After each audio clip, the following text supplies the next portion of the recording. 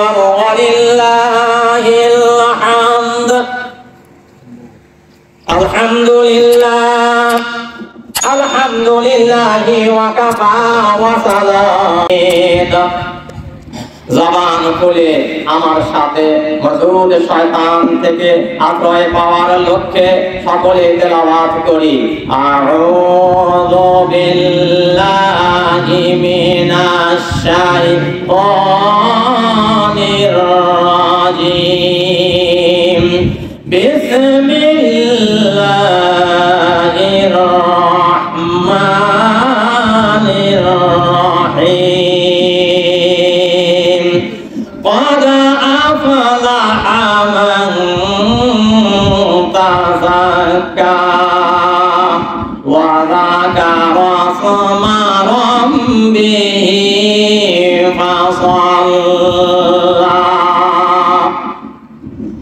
وأيضا قال رسول الله صلى الله عليه وسلم في حديثه الشريف إن لكل قوم عيدا وهذا عيدنا. وقال تبارك وتعالى في شان حبيبه ومحبوبه ومعشوقه مخبرا وآمرا إن الله وملائكته يصلون على النبي يا أيها الذين آمنوا صلوا عليه وسلموا تسليما. সকলে মহব্বতে পড়ি আল্লাহুম্মা সাল্লি আলা সাইয়্যিদিনা মাওলানা মুহাম্মাদ ওয়া আলা আলি সাইয়্যিদিনা মাওলানা মুহাম্মাদ। নবী সাল্লাল্লাহু আলাইহি ওয়াসাল্লামের সুন্নাত জিন্দা করতে করতে মাঠে প্রবেশ করি।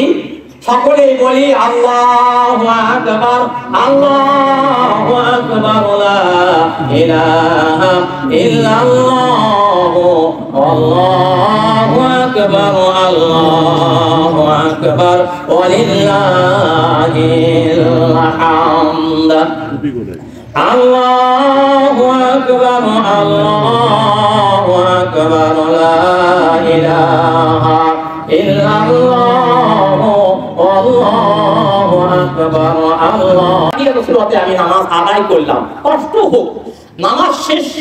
ফায়দা ওদিয়াতি সালাত ফান্তাশিরু ফিল আরদ। নামাজ শেষ হয়ে গেছে, এবার সুবিধা অনুযায়ী তুমি বসে পড়ো। আগা পিছে হয়ে সুবিধা অনুযায়ী তোমার জন্য কষ্ট না হয়। আল্লাহ পাক বান্দার কষ্ট চান না, তাই আমরা ওদিকে লক্ষ্য রাখবো। তো বলতেছিলাম তাকবীর দিয়ে মাঠে প্রবেশ করব। এই ঈদে বেশি বেশি করে তাকবীর দিতে হয়। খুতবার মাঠে ইমাম সাহেবানেরা বারবার কিন্তু তাকবীর পড়ে খুতবা আরম্ভ করেন, খুতবার মাঠে তাকবীরও পাঠ করেন। আমরাও সাথে সাথে কিন্তু পাঠ করে থাকি। অন্য মাঠের কথা জানি না, আমাদের এই মাঠে আমরা সেটাও পালন করে থাকি। তাহলে আজকের দিনটা কোন দিন? ইয়াউমুল জায়েজা। আসমানে ঘোষণা করা হয়েছে ইয়াউমুল জায়েজা, পুরস্কারের দিন। কিসের পুরস্কার? প্রশ্ন জাগে, কিসের পুরস্কার? কি করলাম আর যার বিনিময়ে আমরা আল্লাহ রাব্বুল আলামিন আজকের দিনকে পুরস্কারের দিন ঘোষণা দিলেন। আল্লাহ রাব্বুল আলামিন তার হাবিবের দ্বারা প্রকাশ করে দিলেন। আমার নবী সাল্লাল্লাহু আলাইহি ওয়াসাল্লাম বলেন, যখন ঈদ উল ফিতরের দিন আসে, নবী সাল্লাল্লাহু আলাইহি ওয়াসাল্লাম বলেন, তার নৈকট্যশীল ফেরেশতাদের কাছে আল্লাহ রাব্বুল আলামিন গর্ব করে বলেন, ঘোষণা দেন। আসসালামু আলাইকুম ওয়া রাহমাতুল্লাহি ওয়া বারাকাতুহু।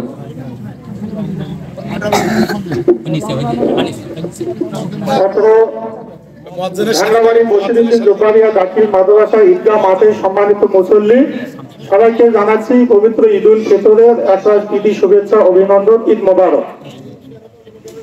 তো আমি আসলে একটি কথা আপনাদের একটু বলতে চাই যে আমাদের পীরগঞ্জে অর্থাৎ রংপুর ৬ পীরগঞ্জ সংসদীয় আসন ২৪-এ বাংলাদেশি জামায়াতে ইসলাম কর্তৃক মনোনীত আমাদের প্রিয় ব্যক্তিত্ব মুফাসসিরে কুরআন মাওলানা নুরুল আমিন সাহেব সামনে নির্বাচনে সংসদ সদস্য পদপ্রার্থী হিসেবে আপনাদের সালাম দিয়েছেন এবং মোবারকবাদ জানিয়েছেন। আর সেই সঙ্গে তিনি আপনাদের কাছে দোয়া চেয়েছেন। তো এই বলে আমি আমার বক্তব্য এখানে শেষ করলাম।